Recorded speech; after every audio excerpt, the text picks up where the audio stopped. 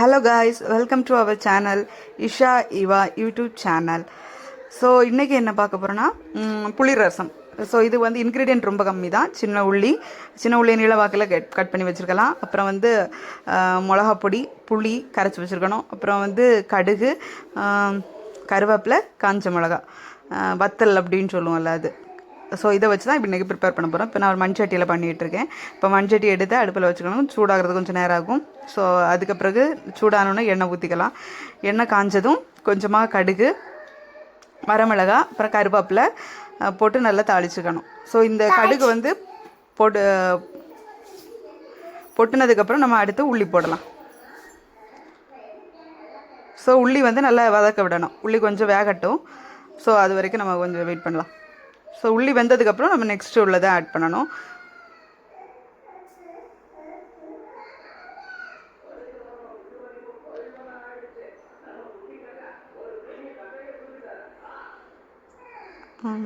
So இப்போ உள்ளி வெந்துட்டு இருக்குது.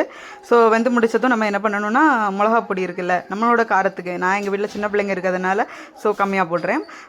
உங்களோட அளவு காரம், உங்களுக்கு எவ்வளோ காரம் வேணுமோ அந்த அளவுக்கு நீங்கள் வந்து மிளகா பொடி போட்டு ஃபஸ்ட்டு வதக்கிக்கணும் இதுக்கு கூட. அதுக்கு அடுத்து நம்ம உடனே வந்து புளி தண்ணியை வந்து கரைச்சி வச்சுருக்கோம்ல, அதையும் எடுத்து இதுக்கு கூட மிக்ஸ் பண்ணிக்கணும். அப்புறம் வந்து தேவையான அளவு, எவ்வளோ குவான்டிட்டி உங்களுக்கு வந்து தேவை உங்கள் வீட்டில் உள்ளவங்களுக்கு அப்படிங்கிறது கணக்கு தண்ணி ஊற்றிக்கணும். தண்ணியை ஊற்றிட்டு உப்பு போட்டுக்கணும்.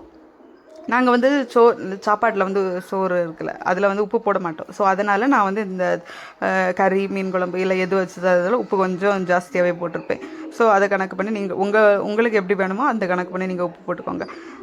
நான் வந்து இது புளி, அதுக்கு பிறகு இது காரம், அப்புறம் உப்பு எல்லாமே டேஸ்ட்டு பார்த்துட்டு அது ஏதாவது எக்ஸ்ட்ரா தேவை ஆட் பண்ணணும் அப்படின்னா நம்ம அதை போட்டுக்கலாம். ஸோ இப்போ ஓகே அப்படின்னா நம்ம அதோட விட்டுறணும். அதுக்கு பிறகு கொதிக்க விடலாம். இது வந்து நம்ம அந்த ரசம் மாதிரி இல்லை, கொதி வந்தோன்னே ஆஃப் பண்ணுறதுக்கு. இது வந்து புளி ரசம் அப்படின்னு சொல்லுவாங்க. இது வந்து கன்னியாகுமரியில் தான் மேக்ஸிமம் செஞ்சு நான் பார்த்துருக்குறேன்.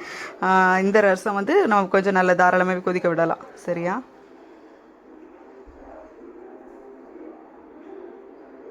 தேவையான அளவு தண்ணி எடுத்துக்கோங்க.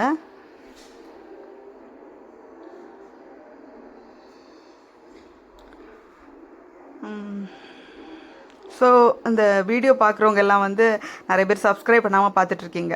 ஸோ எல்லாருமே சப்ஸ்கிரைப் பண்ணுங்கள். பிடிச்சிருந்தால் லைக் பண்ணுங்கள், ஷேர் பண்ணுங்கள். நீங்களும் இந்த ரெசிபி ட்ரை பண்ணுங்கள், நல்லாயிருக்கும். இது வந்து கன்னியாகுமரி, நாகர்கோவில் இந்த சைடில் உள்ள புளி ரசம். ஸோ கொஞ்சம் டிஃப்ரெண்ட்டான டேஸ்ட்டில் தான் இருக்கும்.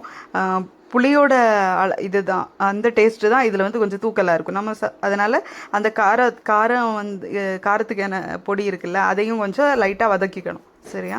வதக்கிட்டு நம்ம அந்த புளி தண்ணியை சேர்த்துக்கணும்.